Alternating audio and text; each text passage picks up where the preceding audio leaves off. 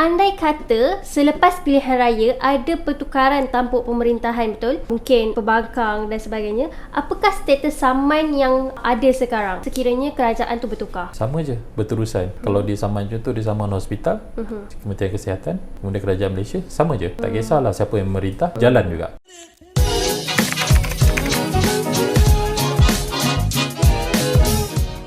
Assalamualaikum Cik Farhan. Waalaikumsalam. Alhamdulillah. Cik Farhan sihat? Lama gila tak jumpa. Sihat? Cik Farhan kan dia macam M. Nasir, jawab sepatah-sepatah. Okey, Cik Farhan lama menyepi, apa cerita? Macam ni je. Oh my god. Dah lah dia lama menyepi, lepas tu dia keluar dengan imej baru. Hilang dah imej lawyer Jambang. Nak buat macam mana kan? Okey, sekarang kita duduk dalam suasana yang bahang-bahang pilihan raya kan Cik Farhan. So baru-baru ni keluar isu ada seorang guru ni dia menyaman kerajaan. Nah, berdasarkan kes tersebut, kita ada beberapa soalan berkenaan dengan isu ni lah. Okey, kita teruskan dengan soalan pertama boleh? Okey. Soalan pertama, adakah isu saman kerajaan ni merupakan satu isu yang baru ataupun dah pernah ada pun kes saman kerajaan ni terjadi? Oh, ni bukan isu baru. Kerajaan sentiasa boleh disaman dan menyaman. Dari ditubuhkan memang ada je kes. Bukan perkara yang asing. Okey, bila Cik Farhan cakap macam tu, kita nak tahu jugalah apakah situasi-situasi yang menyebabkan kerajaan tu boleh disaman. Okey, untuk kerajaan boleh disaman dan juga menyaman, banyak situasi seperti mana kes-kes luar. Contohnya langgar perjanjian, kecuaian. Benda-benda tu memang selalulah macam medical negligence, saman terhadap ada kerajaan persekutuan, ada kerajaan negeri, saman JPJ pun anggap sebagai kerajaan juga. Bila kita cakap pasal saman kerajaan, kita ada juga saman ke atas individu kan. Andai kata sesuatu kes tu berlaku dan seseorang itu ingin menyaman, kenapa berlakunya saman terhadap kerajaan bukan kepada spesifik kepada individu? Kenapa kerajaan? Contoh paling senang, kes berkenaan dengan kecuaian doktor di hospital kerajaan. Kalau dalam situasi tu, sekiranya kecuaian pada doktor atau kecuaian pada jururawat, individu tu boleh saman jururawat ataupun doktor tersebut. Kemudian dia kena saman hospital tersebut. Kemudian dia kena saman pihak atasan iaitu Kementerian Kesihatan.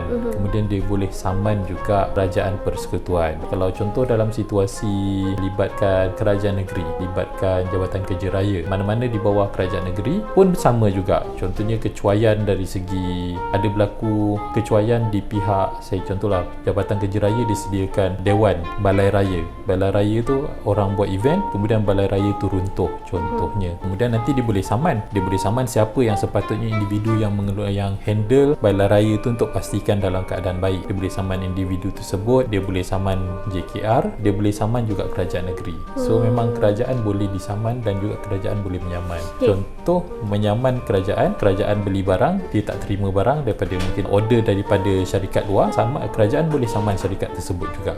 Tak ada masalah. Soalan keempat, adakah itu pilihan kepada individu untuk sama kerajaan ataupun memang ada hierarki yang akhirnya dia kena saman kerajaan? Bila ada berlaku sesuatu perkara macam tu, lawyer yang dilantik akan nasihatkan anak guam dia untuk pihak-pihak yang perlu disaman, dan dia tak boleh nak saman. Kalau hospital kerajaan, dia tak boleh saman doktor tu saja. Dia memang ada liability di pihak atasan sebab mereka ni kan pejabat awam kan.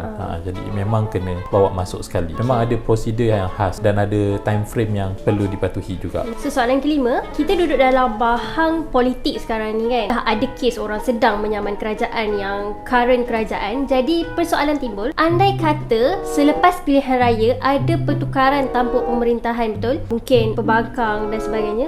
Apakah status saman yang ada sekarang sekiranya kerajaan tu bertukar? Sama je, berterusan. Kalau dia saman contoh, dia saman hospital, Kementerian Kesihatan, kemudian Kerajaan Malaysia, sama je. Tak kisahlah siapa yang memerintah, jalan juga. So soalan terakhir, conclusion recap from Cik Farhan. Macam Cik Farhan cakap, memang dah ada pun kes sebelum ni orang awam menyamai kerajaan. Pernah ke ada orang menang menyamai kerajaan ni? Banyak. Yang individu menang pun ada, yang kerajaan menang pun ada. Jadi kalau nak tahu sama ada apa kes yang melibatkan kerajaan disaman atau kerajaan menyaman, Google je kat internet. Memang banyak. So ini kesimpulan daripada Cik Farhan?